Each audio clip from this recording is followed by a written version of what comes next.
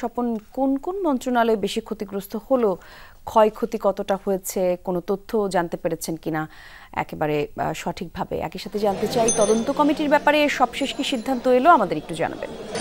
Colleague, এই সচিবালয়ে যে আগুনের ঘটনা যতটুকু আমরা জানতে পারছি সেটি হলো যে স্থানীয় সরকার মন্ত্রণালয়, সেটি 7ম তলা, সেখান থেকে আগুনের সূত্রপাত হয়েছে।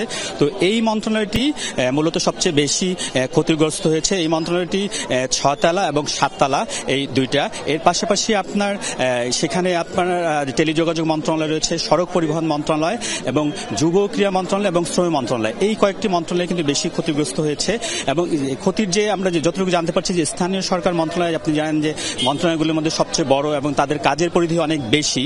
তো বিশেষ করে সচিবের রুম, যেটুকু আমরা শুনেছি যে সচিব যেখানে বসতেন সেই রুমটাও পুড়ে গেছে, তার আশেপাশের রুমগুলো পুড়ে গেছে। এবং এইসব দপ্তরে কিন্তু গুরুত্বপূর্ণ ফাইল, মানে স্বাধীনতার পর থেকেই যতগুলো পুরনো ফাইল বলেন, নতুন ফাইল বলেন, সেটা বাজেট হোক কিংবা বিভিন্ন প্রকল্পের যেসব ফাইল, সবই কিন্তু এখানে পুড়ে গেছে।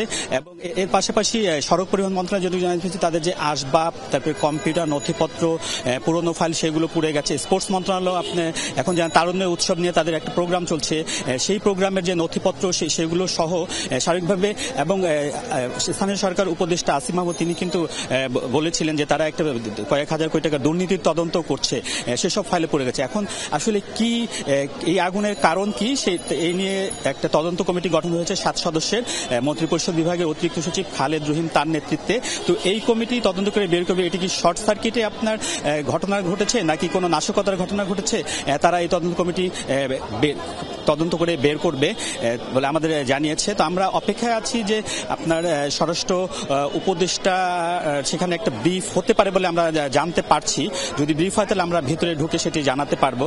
তো এখন সচিবালয়ের যে অন্যান্য যেসব ভবন, সেখানেও ইলেকট্রিসিটি সংকট রয়েছে, লিফটে ওঠা যাচ্ছে না, ফলে কার্যক্রমের অনেক বন্ধ আছে অনেক মন্ত্রণালয়ের কার্যক্রম। কলি, ধন্যবাদ আপনাকে স্বপন। আমাদের আরেক সহকর্মী ভাস্কর বাদুড়ি আছেন সচিবালয়ের সামনে, যাচ্ছি তার কাছে। ভাস্কর, জানতে পেরেছি আমরা প্রধান উপদেষ্টা পৌঁছাতে পারেন সেখানে, কখন নাগাদ সচিবালয়ে তিনি যাবেন জানতে পারলেন কিনা, আর এছাড়া অন্যান্য কোনো তথ্য যদি আপনি যোগ করতে চান। প্রথমে যেটি বলবো যে এই মুহূর্তে সচিবালয়ের সামনে যে দুটি সড়ক রয়েছে, সচিবালয় থেকে গুলিস্তানগামী সড়ক এবং গুলিস্তান থেকে ঢাকা বিশ্ববিদ্যালয়গামী যে সড়কটি রয়েছে, সেই দুটি সড়কে কিন্তু যান চলাচলের জন্য উন্মুক্ত করে দেওয়া হয়েছে। এবং কিছুক্ষণ আগে আমরা সচিবালয়ে পরিদর্শনে আসা বিভিন্ন উপদেষ্টা, আমরা মোট 4 জন উপদেষ্টাকে দেখতে পেয়েছি যারা সচিবালয়ের বিভিন্ন অংশ পরিদর্শন করার পর সচিবালয় থেকে বের হয়ে গেছে।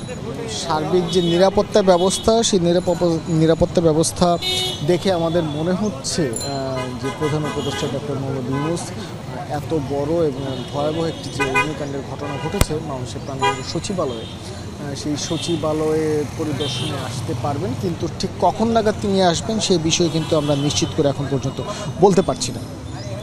তার পাশাপাশি পারিপার্শ্বিক বিষয়গুলো যদি বলি, আমরা যতদূর জানতে পেরেছি সচিবালয়ের যে 7 নম্বর ভবন, সেই 7 নম্বর ভবনের বিদ্যুৎ ব্যবস্থা কিন্তু সম্পূর্ণভাবে বন্ধ করে দেওয়া হয়েছে। এবং এছাড়াও অন্যান্য যে সকল ভবনগুলো রয়েছে সেই সকল ভবনের যে লিফট, সেই লিফট কিন্তু বন্ধ রাখা হয়েছে। এবং এই দুটি সিদ্ধান্ত নেওয়ার ফলে সচিবালয়ের যে স্বাভাবিক কার্যক্রম রয়েছে সেই স্বাভাবিক কার্যক্রম কিন্তু চলছে না, এক প্রকার বন্ধই বলা যায়। অনেকেই আমরা দেখেছি যারা একটি মাত্র গেট খোলা রাখা হয়েছে, অর্থাৎ সচিবালয় 5 নম্বর গেট, সেই 5 নম্বর গেট দিয়ে প্রবেশ করার পর নিজেদের কর্মক্ষেত্রে যে কিছুক্ষণ সময় কাটিয়ে তারা কিন্তু বের হয়ে যাচ্ছে। এবং সচিবালয়ের বিভিন্ন ভবনের বিভিন্ন রুমগুলো, সাচিবিক রুমগুলো কিন্তু এখন পর্যন্ত বিদ্যুতের যে লাইন, সেই বিদ্যুৎ লাইন সচল হয়নি।